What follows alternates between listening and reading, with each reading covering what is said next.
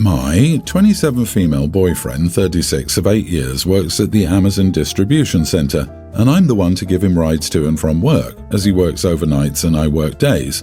He does have a friend who takes him to work 1 time a week. I also take him to appointments when needed and to the gym daily. He has no car or license due to several unpaid speeding and parking tickets. So about 3 weeks ago, I was laid off from my job in marketing. I was making about $55 an hour and holding things down at home with the mortgage and bills without any issues. So I never found it necessary to ask him for gas money to take him to work and home. I figure he works hard and doesn't get paid much, so why make things worse for him? I fill up my gas tank about 1 time a week for $60. I understand he makes only $16 an hour and works only about 24 hours weekly. I'm privileged to have a master's degree, so I can see how charging him for gas may be an idiot move. But now that I'm unemployed and living on much less from unemployment, I'm on a budget.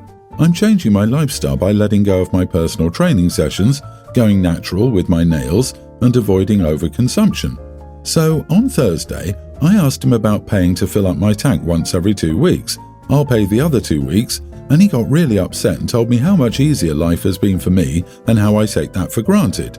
He also says he doesn't have the money to pay $120 a month for gas, which is understandable because he only makes about $350 every week, even though I've been paying all the bills since we moved in together 4 years ago. I told him I'm not a free Uber service and sometimes feel taken advantage of. He still has avoided talking to me about the matter. Am I the idiot in the situation? Edit, he is not on the deed. I bought this house before we moved in together and I was doing great with my job and making lots of money. This is partly why I'm being so stingy about the money. I can't lose this house. He has asked to be put as an owner as well, but I always brush it off because I know he wouldn't help me pay for it. Wait a minute, he makes $350 a week and can't pay you $120 for gas a month. What is he doing with his paycheck? Girl, he's a 36-year-old grown man only working part-time because you've been footing all the bills for the past 4 years. Now he's got a sense of entitlement, outraged that you would dare to ask him to pay for the gas he's using. Now you're getting the silent treatment because you dared to speak the truth. He needs to get a full-time job and start contributing. As your partner, he should be trying to make your life easier. You're stressed out because you just lost a job. So what does he do to help? Tell you how easy it's been for you? What does he do in his spare time, which he has a lot of? Play video games? How else does he contribute if not financially? Does he clean the house? Does he do more than 50% of the housework since you've paid all the bills? Sure seems like you're getting played. You might be a chump, but you are not the idiot. Adding to this, the deadbeat has already asked to be on the deed. Notice that he only wanted the deed and not the mortgage. OP is his chauffeur and thinks he will get a house out of all of this. Crazy. People treat us the way we allow them to. She has to stop putting up with his BS. How broken is she to think this is okay?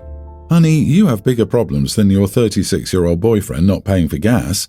Your man can't keep a license because he drives irresponsibly and doesn't pay his fines, works minimum wage part-time, thinks it's your responsibility to chauffeur him around and pay for the privilege, pays no bills, and started a relationship with a teenager when he was almost 30.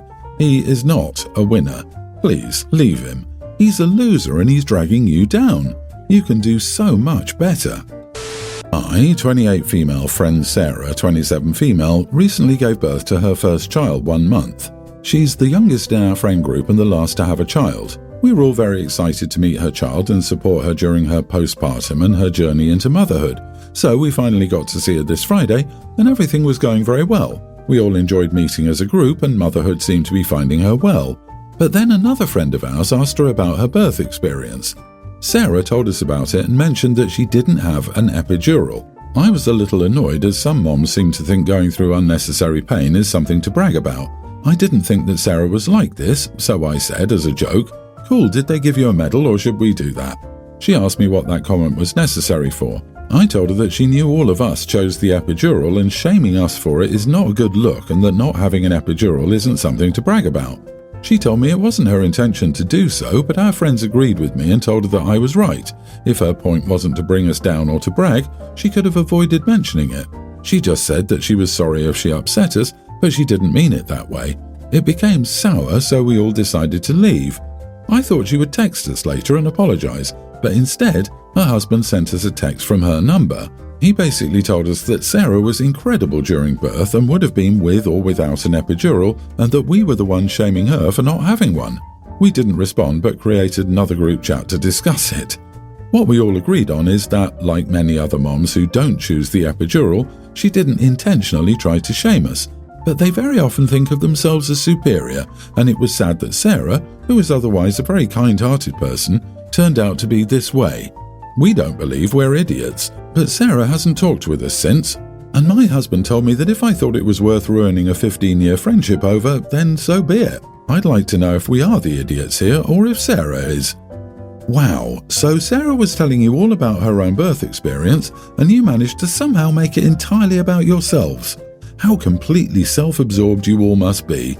You are the idiot. You're not there to support her during postpartum and her journey into motherhood. If anything, you're there to attack it for being slightly different from your own. Misery loves company, and OP sounds miserable. I bet if it weren't the epidural topic, it would be that she'd lost all the weight already, had some more maternity leave, didn't get morning sickness, and had a baby that slept through the night. They want an echo chamber of back pats for doing motherhood. However, they are doing it. And if this poor girl had had a traumatic birth or a Velcro baby, or had to go back to work tomorrow, Opie would probably be telling her, well, at least it isn't X because I had Y and it was so much worse. Thank God Sarah has a good husband. The Joker friends can screw off. I hope she finds better friends quickly because, honestly, it wouldn't be a difficult task. OP, it sounds like you're a bunch of cackling witches around a cauldron. You even made a separate group chat to talk about it. That just shows what kind of hill you're willing to die on. I, 51 male, have lived with my girlfriend Lana, 29 female, for a few years. We both work full-time. My job requires me to go on business trips for 3 to 5 days a few times a month, and her job requires presence at the office. We live on a large property, and 2 years ago Lana decided to get a dog. I know a thing or two about dogs, so we settled on a border collie, a very trainable and clever breed. We have an amazing AKC dog that we both adore. A few months ago, Lana decided to take him to a herding class.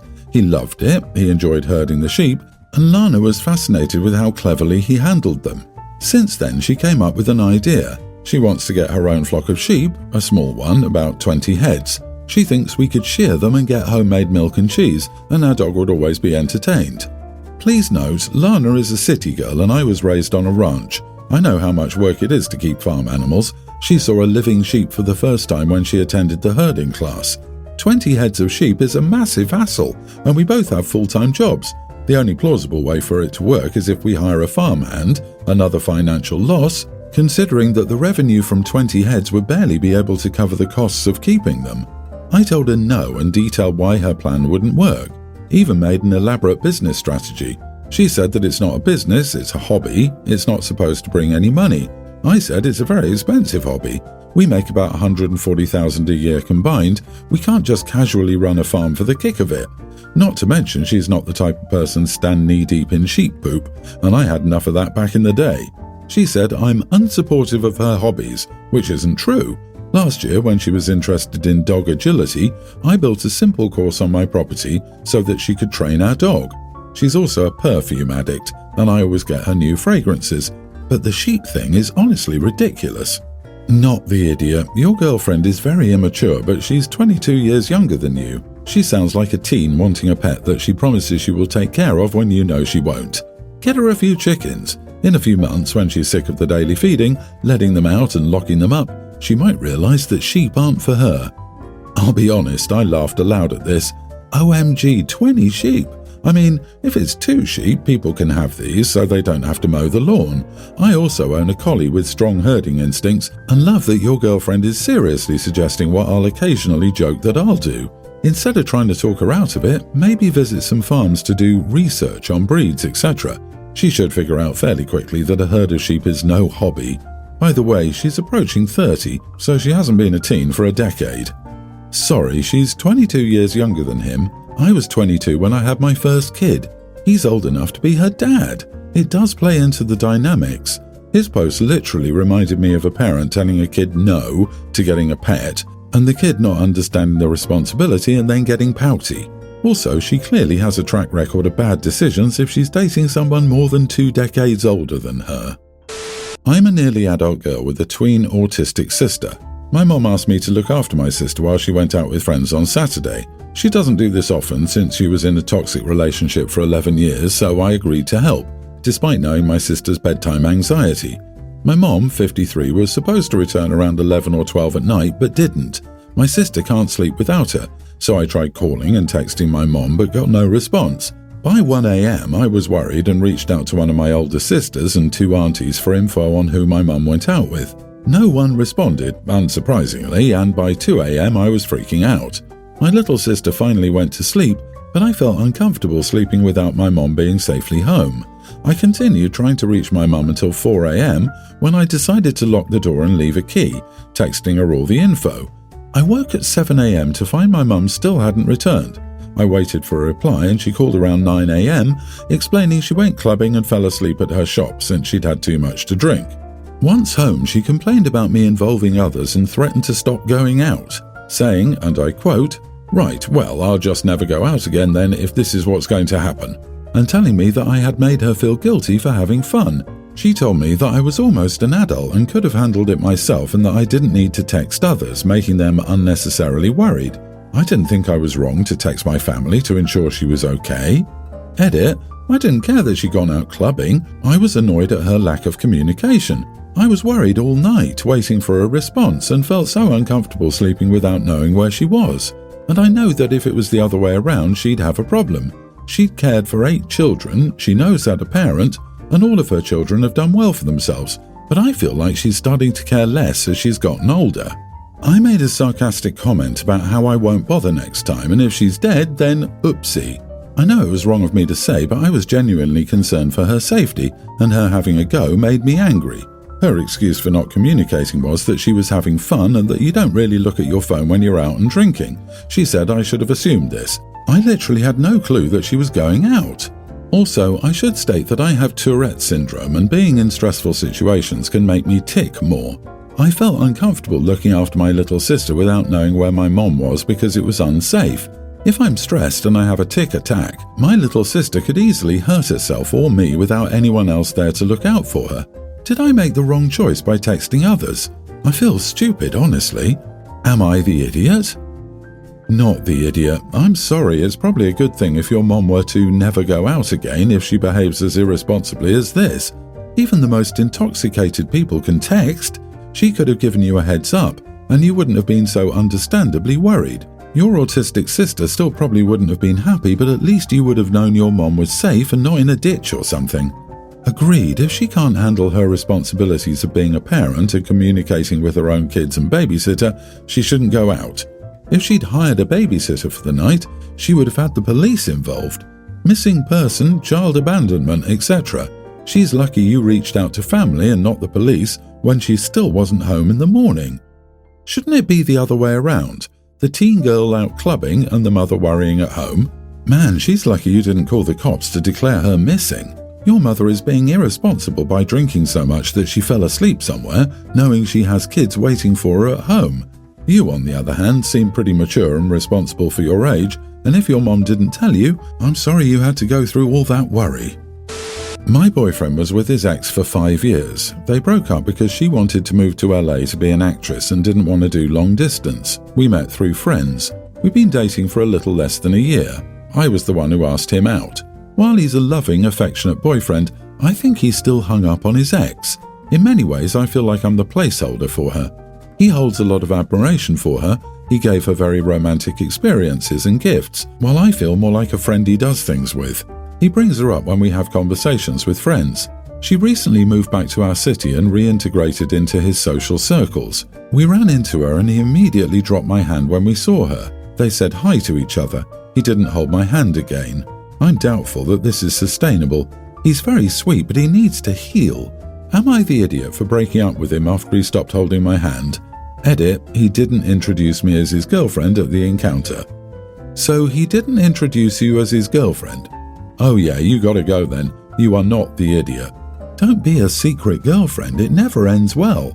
You will be miserable and it will hurt the longer you stay. Chances are he isn't over her. OP, you're breaking up with him because he is in love with another woman. You deserve first place in your spouse's heart and an awesome and loving spouse. I suggest you give your friends a heads up when you break up with him on why you are breaking up with him. You don't want him to talk crap about you behind your back. Yeah, it's time to end it. He's definitely still hung up on her, and chances are with her around again he'll try to get her back. Better you end it now versus waiting it out. You deserve someone who loves you and you are their number one, not their backup. Also, when you talk to your friends, remember that she's also in these social circles, or at least adjacent to them. This is just something to take into consideration when crafting that narrative. Good luck, girl.